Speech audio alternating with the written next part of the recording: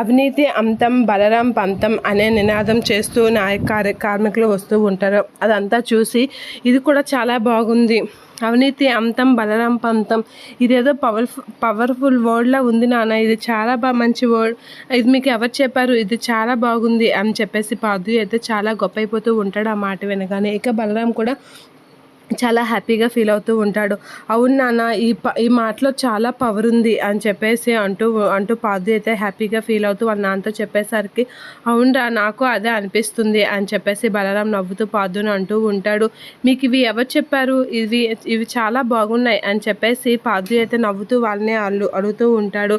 ఇక బలరాం కూడా అవును ఇది ఎవరు చెప్పారు కానీ చాలా మంచి మాట అని చెప్పేసి బలరాం అనేసరికి శక్తి అయితే అలా చూస్తూ ఉండిపోతూ ఉంటుంది. ఇక ఎవరో కాదండి, ఈ మాట కూడా ఆ అమ్మాయే చెప్పింది అని చెప్పేసి అంటూ ఉంటాడు అక్కడ ఉన్న ఒక కార్మికుడు.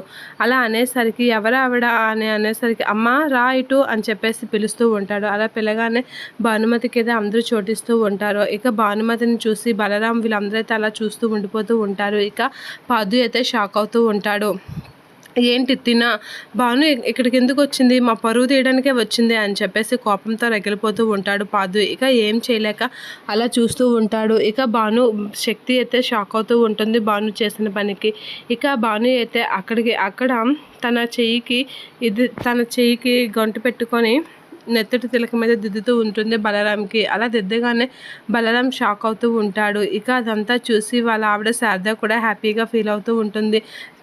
ఇక భాను అయితే చాలా హ్యాపీగా బొట్టు పెడుతూ, నిజంగా మీరు నిశ్చింతగా ఉండండి, ఖచ్చితంగా మీరు ఎమ్మెల్యే అయ్యే తీరుతారు అని చెప్పేసి భాను అనేసరికి శారద అయితే చాలా హ్యాపీగా ఫీల్ అవుతూ ఉంటుంది. అక్కడే ఉన్న పాదు అయితే ఏం చేయలేక ఏమనలేక అలా కోపంతో రగిలిపోతూ భాను వైపు చూస్తూ ఉంటాడు. ఇక భాను అయితే బలరాంతో మాట్లాడేసరికి బలరాం కూడా కొంచెం హ్యాపీగా ఫీల్ అవుతూ ఉంటాడు. భానుని చూసి నవ్వుతూ ఉంటాడు. అలా నవ్వేసి అలా ఉండేసరికి ఇక బలరాం కూడా నార్మల్గా రియాక్ట్ అయ్యేసరికి శారద అయితే ఇంకా హ్యాపీగా ఫీల్ అవుతూ ఉంటుంది. ఇక పాదు అయితే కోపంతో రగిలిపోతూ ఇదా అని చెప్పేసి అయితే చాలా కోపంతో ఉంటాడు భానుపై.